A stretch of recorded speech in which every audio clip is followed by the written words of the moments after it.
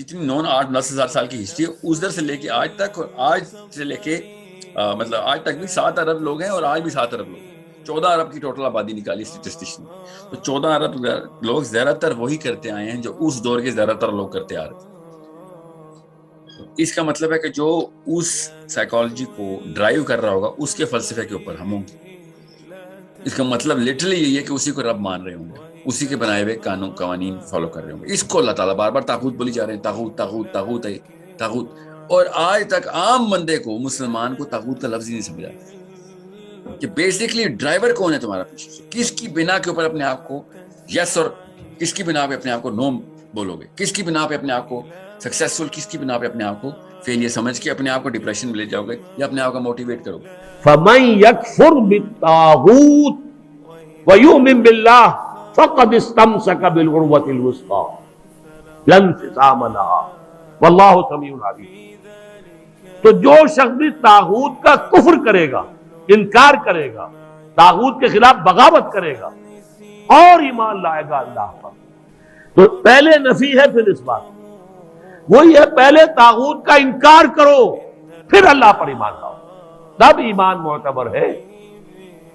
طاغوت کسے کہتے ہیں؟ طغا سے بنا ہے، طغا طغیانی، دریا اپنے حدود کے اندر بہ رہا ہے، لیکن اب یہ کہ اس کی پانی ادھر چھلک گیا ہے، اپنے حدود سے کناروں سے نکل گیا، اسے کیا کہتے ہیں؟ طغیانی، طغیانی آئی ہوئی ہے، طغیانی۔ تو انسان کا اور جنوں کا مقام کیا ہے؟ وَمَا خَلَقْتُ الْجِنَّ وَالْإِنسَ إِلَّا لِيَعْبُدُونَ، میں نے نہیں پیدا کیا جنوں اور انسانوں کو مگر اس لیے کہ میری بندگی کریں۔ جو حد بندگی سے تجاوز کرے گا وہ طاغوت ہے، چاہے وہ ایک فرد ہو، کوئی ادارہ ہو، کوئی ریاست ہو۔ میں نے یہ 3 چیزیں گن دی ہیں۔ انفرادی حیثیت سے میں اپنے حد بندگی سے تجاوز کرتا ہوں، اگر زندگی آمد برائے بندگی، زندگی بے بندگی شرمندگی، اگر میں حد بندگی سے تجاوز کر گیا تو میں طاغوت ہوں۔ کوئی ادارہ آپ نے بنایا ایسا جس میں لمیٹیشن نہیں ہے اللہ کے احکام کی، بلکہ اس کے اندر آپ نے اپنی اتھارٹی جو ہے وہ بڑی مطلق رکھی ہوئی ہے، طاغوت ہے۔ ریاست آپ نے قائم کی، حاکمیت عوام کے لیے یا حاکمیت کسی ایک خاندان کے لیے، وہی طاغوت ہے۔ اس کی نفی، اس کا انکار، اس کے خلاف بغاوت کر کے ایمان لاؤ گے تو ایمان معتبر ہے۔ اور اگر طاغوت سے دوستی بھی چل رہی ہے، طاغوت کی چاکری بھی ہو رہی ہے، طاغوت کے ساتھ تعاون، حال یہ ہے کہ حضور فرماتے ہیں من مشى مع فاسق ليقويه فقد اعان على هدم الاسلام، جو شخص کسی فاسق و فاجر انسان کے ساتھ چلے اسے تقویت پہنچانے کے لیے، اس نے اسلام کی عمارت کو جڑوں سے کھودنے میں مدد کی، منہدم کرنے میں مدد کی۔ من مشا، صرف چلنا، آپ کسی کے ساتھ چلتے ہیں تاکہ تقویت اسے ہو جائے، لوگوں کو معلوم یہ بھی ان کے ساتھ ہے۔ من مشا مع فاسق، فاسق کافر بھی نہیں، فاسق، لیقویہ، تاکہ اسے تقویت پہنچائیں۔ فقد اعان علی ہدم الاسلام، اسلام کی عمارت کو جڑوں سے کھود کر گرانے میں مدد کی۔ ایک اور حدیث میں آیا اذا مدح الفاسق، جب کسی فاسق کی مدح کی جاتی ہے، غضب اللہ تعالی واہتز لہ العرش، اللہ تعالیٰ انتہائی غضبناک ہوتے ہیں، اس درجے کہ عرش کانپنے لگتا ہے، تھرا اٹھتا ہے عرش، اتنا غضب آتا ہے اللہ تعالیٰ کہ ایک شخص میرا باغی ہے، میرا فاسق ہے، فاجر ہے، اور اس کی مدح کی جا رہی ہے۔ اب اس کی روشنی میں آپ اپنے طرز عمل کا جائزہ لیجیے۔ لگے ہوئے ہم اسی نظام کی چاکری میں، اسی نظام کو تقویت پہنچانے میں۔ کہاں ہے اللہ کے ساتھ؟ ان سے ہم نے کہاں بغاوت کی؟ یریدون ان یتحاکموا الی الطاغوت، لیکن ارادہ یہ کرتے ہیں، چاہتے یہ ہیں کہ فیصلے جا کے طاغوت سے کروائیں۔ اب آپ سمجھ لیجئے طاغوت کیا ہے۔ یہ کتاب اللہ ہے جو محمد رسول اللہ پہ اتری ہے، یہ اللہ کا حکم ہے، اس کو چھوڑ کر اس کے مقابل اگر کوئی قانون سازی ہو رہی ہے تو وہ طاغوت ہے۔ اور اس وقت وہ اس کو جو کہا گیا کون ہے وہ طاغوت، کعب بن اشرف کو کہا گیا طاغوت، کیونکہ وہ فیصلے قرآن کے خلاف کرتا ہے۔ تو وہ مسلمان جو قرآن کو چھوڑ کر کسی اور اتھارٹی کے پاس سرنڈر کرے، وہ در حقیقت طاغوت کے آگے سرنڈر کر رہا ہے۔ تو فمن یکفر بالطاغوت و یؤمن باللہ والی آیت یاد کریں نا، ایسے کا انکار کیے بغیر ایمان کا معتبر ہی نہیں ہے۔ تو دعویٰ تو ان کا یہ ہے کہ وہ قرآن پر ایمان رکھتے ہیں، دعویٰ تو ان کا یہ ہے کہ وہ مسلمان ہیں، دعویٰ تو ان کا یہ ہے کہ مسلمانوں کے بھی سب سے اعلیٰ خاندان سید خاندان سے ان کا تعلق ہے، لیکن فیصلے کروانے کے لیے کیمپ ڈیوڈ تشریف لے جاتے ہیں۔ صحیح جملہ تو نہیں، صحیح غلط جملہ تو نہیں ہوا نا؟ ہاں، جملہ اسی طرح بنتا ہے، تب آپ کو سمجھ آئے گی، نہیں تو کہانی ہے، پرانی کہانی ہے۔ تو قرآن زندہ تو تب ہوگا نا جب آپ کے آج کے اعتبار سے اسے دیکھیں گے۔ وَيَتَخَاكَمُونَ، اور وَيَتَخَاكَمُوا إِلَى الطَّاغُوتِ، فیصلے جا کے طاغوت سے کرواتے ہیں۔ وَقَدْ أُمِرُوا أَن يُكْفَرُوا بِهِ، حالانکہ ان کو حکم دیا گیا تھا کہ اس کا تو انکار کرنا ہے۔ سورہ بقرہ میں یہ حکم ہم پڑھ چکے کہ اس کا انکار کر کے ایمان لاؤ گے تو تب ایمان معتبر ہے، وگرنہ ایمان ہی معتبر نہیں۔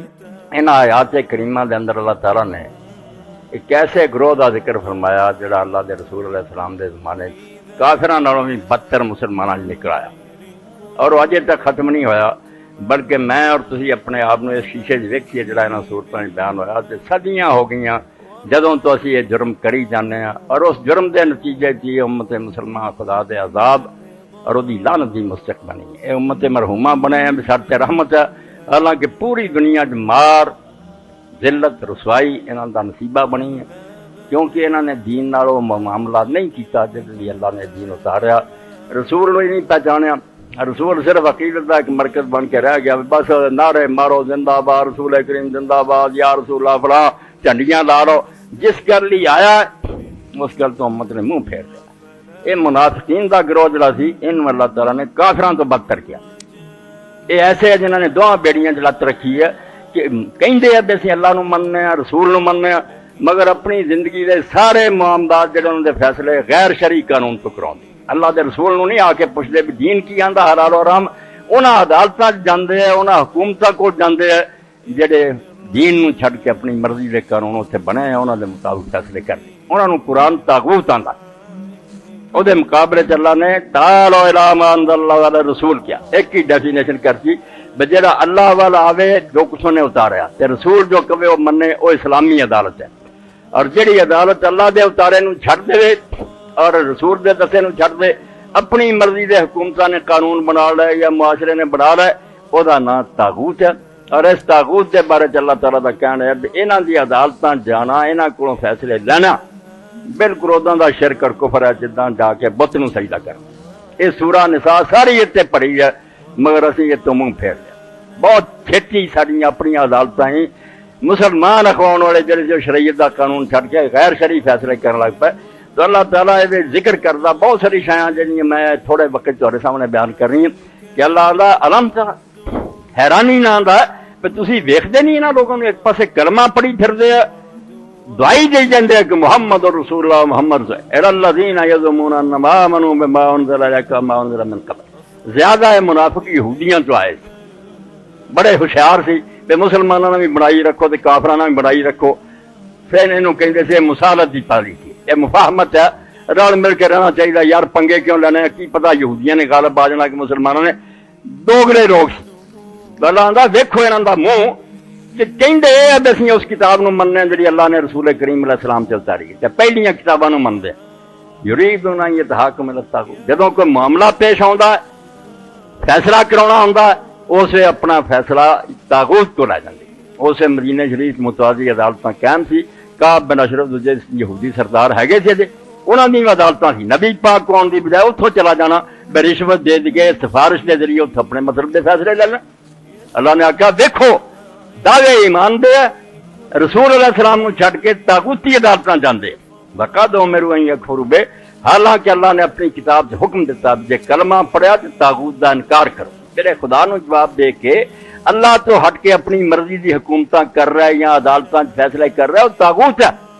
مومناں نو حکم ہے وہ کہ انکار کرو، انہاں نہ منو، نہ انہاں جاؤ، مگر یہ مسلمان اخوا کے جاندے و یرید الشیطان ان یضلهم ضلالا بعیدا۔ تے جے کام انہاں نے جاری رکھیا نا ادوں وہ کرتے سی، بعد جی مسلمان یہ کری آؤندے۔ مسلمان اخواؤن والے ملک قانون غیر شرعی، شریعت نہیں چلانی بلکہ شریعت دا ذکر آئے تے متھے تے وٹ پینے، نک جڑا پھلاونا بھیں شریعت لگی چلن۔ یہو جہ بے دین اور منافق جڑے اللہ فرماؤں شیطان انہوں گمراہ کر کے بہت دور لے گیا، اسلام تو پڑے چلے گئے، دین انہاں کوئی نہیں لیا۔ طاغوت لغت کے اعتبار سے ہر اس شخص کو کہا جائے گا جو اپنی جائز حد سے تجاوز کر گیا ہو۔ قرآن کی اصطلاح میں طاغوت سے مراد وہ بندہ ہے جو بندگی کی حد سے تجاوز کر کے خود آقائی و خدابندی کا دم بھرے اور خدا کے بندوں سے اپنی بندگی کرائے۔ خدا کے مقابلے میں ایک بندے کی سرکشی کے 3 مرتبے ہیں۔ پہلا مرتبہ یہ ہے کہ بندہ اصولاً اس کی فرما برداری ہی کو حق مانے مگر عملاً اس کے احکام کی خلاف ورزی کرے، اس کا نام فسق ہے۔ دوسرا مرتبہ یہ ہے کہ وہ اس کی فرما برداری سے اصولاً منحرف ہو کر یا تو خود مختار بن جائے یا اس کے سوا کسی اور کی بندگی کرنے لگے، یہ کفر ہے۔